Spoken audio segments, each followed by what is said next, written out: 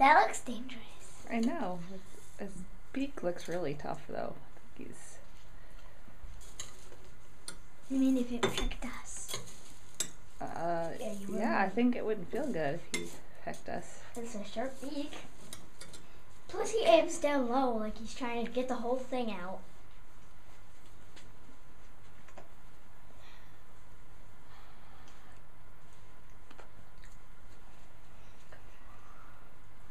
Is this the same one from yesterday? I'm sure. I think this one is trained to come to our door. He walked right up.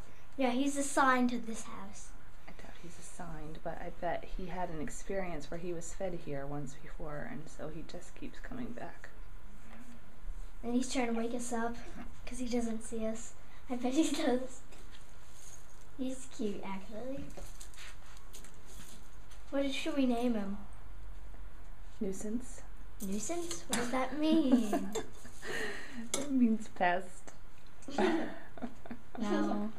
I bet that beak could really damage a small fish or crab. That's what it's for. It's ripping open a Let's call them beaky. crab. Beaky. Especially. And he also has to rip open a raw crab's shell. How about Gee, she's gonna tap again. Funny. I love it when he taps. It's fun.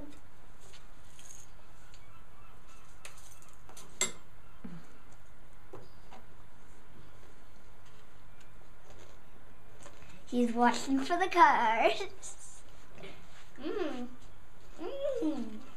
I wonder if dinosaurs scare him. Dinosaurs. Anything that goes near him scares him. No, it's like I bet someone could sneak up behind him.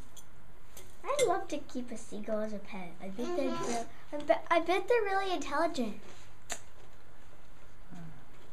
How on earth would you keep a seagull as a pet? Easy, you feed it, it stays. He just his head side to side, side to side. He's watching for cars. There he goes. Yeah, he's. Come on.